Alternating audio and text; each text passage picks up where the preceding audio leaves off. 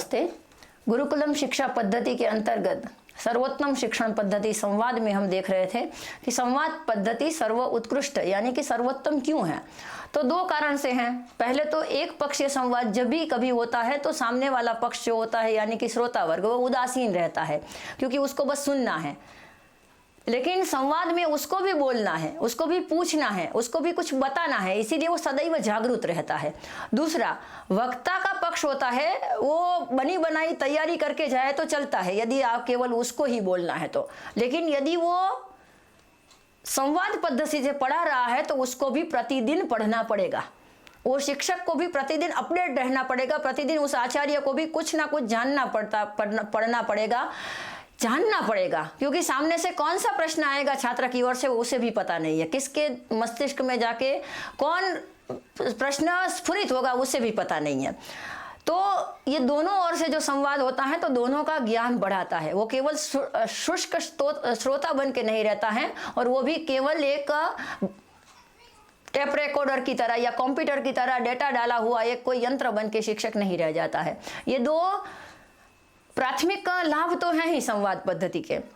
दूसरे भी बहुत सारे लाभ इससे होते हैं कि एक प्रेम पूर्ण वातावरण निर्माण होता है जब भी कोई दो व्यक्ति के बीच में संवाद होता है। तो जैसे कि ऐसे बहुत सारे संवाद हैं जो आज अध्यात्म के उत्कृष्ट ग्रंथ है या फिर नीति शास्त्र के उत्कृष्ट ग्रंथ है या फिर युद्ध शास्त्र के भी उत्कृष्ट ग्रंथ हो, ऐसे जो भी हमारे ग्रंथ हैं वो सारे संवाद पद्धति में दर्शाए गए हैं। पहला अध्यात्म का सर्वोत्कृष्ट ग्रंथ ले तो वो है श्रीमद् भगवद गीता। श्रीमद् भगवद गीता भी भगवान श्री कृष्ण और अर्जुन का संवाद है। इसीलिए जब गीता के अध्याय की पूर्णाहुति होती है तो हम बोलते हैं कि श्री कृष्णार्जुन संवादे अर्जुन विषाद योगो नाम प्रथमोऽध्यायः। तो अर्जुन और श्री कृष्ण के बीच का ये संवाद है। उसी तरह बहुत सारे ऐसे ग्रंथ हैं जो संवाद ग्रंथ है, जैसे कि बृहदारण्यक उपनिषद वो याज्ञवल्क्य और मैत्रेयी का संवाद है। जनक और अष्टावक्र का संवाद रूप कोई अमूल्य रत्न जैसा ग्रंथ हो तो वो है अष्टावक्र महागीता। पंचतंत्र भी संवाद है।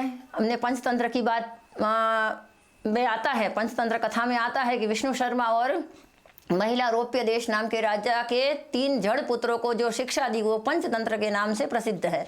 तो वो भी संवाद पद्धति से बताया गया ग्रंथ है और उसका भी आज हम प्रभाव देखते हैं। चाणक्य नीति में भी बहुत सारे संवाद आते हैं। महाभारत तो पूरा संवादों से ही पड़ा हुआ ग्रंथ है। रामायण में भी संवाद है, भागवत में भी संवाद है, हर जगह संवाद है और जहाँ संवाद है वहीं संवाद है। संवाद माने सुगमता से बातचीत करना। जब संवाद में जब व्यक्ति का अहंकार आने लगता है, संवाद में जब व्यक्ति की ईर्ष्या आने लगती है, संवाद में जब मत्सर आने लगता है, संवाद में जब बिना कारण का कुतर्क आने लगता है तब उसको हम विवाद कहते हैं कि चलो जाने दो, विवाद मत करो। तो संवाद जब भी नहीं रहता है तब वहाँ अवकाश नहीं रहता है, वहाँ विवाद आ ही जाता है, वहाँ खाली जगह नहीं रहती है। हाँ, यदि आप प्रगति की ओर प्रस्थान नहीं करोगे तो अधोगति अपने आप होगी। उसी तरह आप संबंधों में संवाद साधने का प्रयास नहीं करोगे तो तटस्थता रहेगी, ऐसा मत सोचिए। आज सब जगह आपको असंतुष्टता दिखाई दे रही है। संबंधों में भी संवाद न होने से एक प्रकार की असंतुष्टता रहती है। हाँ, कोई किसी से संतुष्ट नहीं है। माता पिता अपने संतान से संतुष्ट नहीं है, संतान अपने माता पिता से संतुष्ट नहीं है। एजुकेशन सिस्टम की हम बात करें तो एजुकेशन सिस्टम के ऊपर आज लाखों करोड़ों रुपए सरकार के और लाखों करोड़ों अरबों खरबों रुपए पेरेंट्स के वसूले जाते हैं, फिर भी संतुष्टि मिले ऐसा शिक्षण नहीं है। ये दुख के साथ, खेद के साथ बताना पड़ रहा है, क्योंकि न माता पिता और बालक के बीच में संवाद है, न बालक और शिक्षक के बीच में संवाद है, न शिक्षक और संचालक के बीच में संवाद है, न संचालक और माता पिता के माने के पालक के बीच में संवाद है। तो बालक, पालक, शिक्षक और संचालक ये चारों जो एक दूसरे के निकटवर्ती होने चाहिए, एक दूसरे के पार्श्ववर्ती होने चाहिए, एक दूसरे के साथ इनका संवाद होना चाहिए। इसकी जगह शून्यावकाश है, तटस्थता है और तटस्थता कब विवाद में बदल जाती है पता ही नहीं चलता है। इसीलिए बार बार टीचर्स को ट्रेनिंग देने के बावजूद भी, बार बार आचार्यों को तैयार करने के बावजूद भी शिक्षण का वो परिणाम सरकार भी प्राप्त करने में निष्फल रहती है जो उसको अपेक्षित है। माता पिता भी वो परिणाम प्राप्त नहीं कर सकते हैं जो उनको चाहिए। शिक्षक भी वो परिणाम प्राप्त नहीं कर सकते हैं जो उसको चाहिए। कारण एकमात्र संवाद का अभाव। कोई भी कठिन विषय हो उसको अधिकतम कठिन कैसे बनाया जाए, ऐसी ही शिक्षा की व्यवस्थाएं बनाई जाती हैं। शिक्षा की व्यवस्था में जितनी औपचारिकता होती है वो बढ़िया शिक्षण ऐसा माना जाता है। तो शिक्षण के क्षेत्र में पहली बात तो ये है कि सबको संवादिता पूर्व व्यवहार करना है।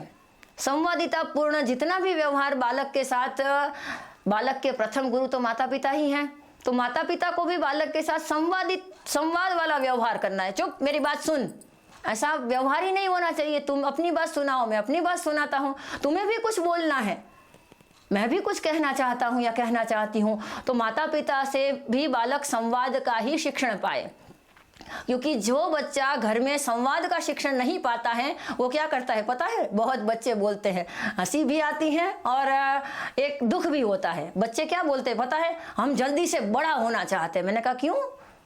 बड़ा किस अर्थ में? उसने कहा उम्र में बड़ा होना चाहते हैं। मैंने कहा क्यों? उसने कहा कि फिर हम भी बड़े हो जाएंगे तो हम भी किसी को डांट पाएंगे। हाँ, जैसे माता पिता हो गए तो आपको डांटने का अधिकार मिल गया, माता पिता बन गए तो आपको बच्चे को चुप कह के बस सुनाया ही करना, उसके पास से कुछ नहीं सुनना, ऐसा करने का आपको अधिकार मिल गया। आप शिक्षक बन गए, अध्यापक बन गए तो बस आप बोलते जाओ, बच्चा सुनता जाएगा, ऐसा अबाधित अधिकार आपको प्राप्त हो गया। बच्चे की बात भी सुनिए, उसी को तो संवाद कहते हैं। घर में भी यदि ऐसा घर का माहौल हो तो बस देखता है कि घर का पुरुष वर्ग मानी पति ही बोलता जाता है, पत्नी को तो कुछ ही बोलना नहीं है, बस सुनना है, आज्ञा का पालन करना है चुपचाप। तो ऐसे विसंवाद वाले वातावरण में कोई भी व्यक्ति की मौलिक शक्ति बाहर नहीं आती है। ऐसा दबाव वाले माहौल में कोई भी व्यक्ति की शक्ति बाहर नहीं आएगी। देखो अर्जुन निर्भयता से, अर्जुन के प्रश्न देखिए आप भगवद गीता में, कितनी निर्भयता से वो भगवान श्री कृष्ण के सामने अपनी शंका प्रस्तुत करता है, कितनी निर्भयता से वो भगवान श्री कृष्ण के सामने अपने प्रश्न प्रस्तुत करता है। भगवान बोलते हैं कि मैंने तो ये ज्ञान सूर्य को दिया था, ये ज्ञान फिर इक्ष्वाकु राजा को मिला, तो भगवान से वो एकदम निर्भयता से, एकदम बेझिझक पूछ लेता है कि अपरम भवतो जन्म परम जन्मो विवस्वता कथम एतद, मैं कैसे मान लूँ कि आपने ही वो ज्ञान दिया था? हाँ, आप तो अभी जन्मे हैं और सूर्य तो बहुत पूर्व का है। तब जाके भगवान बोलते हैं कि मेरे और तेरे अनेक जन्म हो चुके हैं। हाँ, तो ये बेझिझक बच्चा, चाहे आप शिक्षक की भूमिका में हो, चाहे आप माता पिता की भूमिका में हो, कोई भी प्रश्न मस्तिष्क में आए तो बच्चा बेझिझक पूछ पाए, ऐसा आपका उनके साथ व्यवहार होना चाहिए। उसी को तो बोलते हैं संवाद। प्रत्येक संबंध में संवाद कैसे करना वो कला आपको आनी चाहिए। और जितने भी सफल व्यक्ति हुए हैं आप उनकी हिस्ट्री देखिए, आप उनका बायोडाटा देखिए, आप उनका इंटरव्यूज पढ़िए, उनको सबसे ज़्यादा कोई कला की समानता हो तो वो बात होती है संवाद करने की कला। वो बढ़िया बातचीत करना जानते हैं, उनके पास बातचीत करने की एकदम स्पष्टता होती है, मधुरता होती है, स्पष्टता होती है, ज्ञान होता है। तो हम भी हमारे अंदर ये गुण लाए और अच्छे से संवाद करके हमारे बच्चों को, हमारे विद्यार्थियों को उच्चतम शिक्षा दे। चाहे कोई भी विषय की शिक्षा हो, कठिन विषय को भी सरल बनाया जा सकता है संवाद पद्धति से। तो संवाद जैसी भी अन्य पद्धति भी हैं और संवाद के भी बारे में बहुत कहा जा सकता है, लेकिन कभी उस विषय की बात आएगी तो बताएंगे। लेकिन संवाद जैसी ही बहुत सारी और भी पद्धति हैं, उपनिषद कथित ये सारी पद्धतियों में से जो मुख्य मुख्य पद्धति हैं उनका विवरण हम आगे देखेंगे। नमस्ते।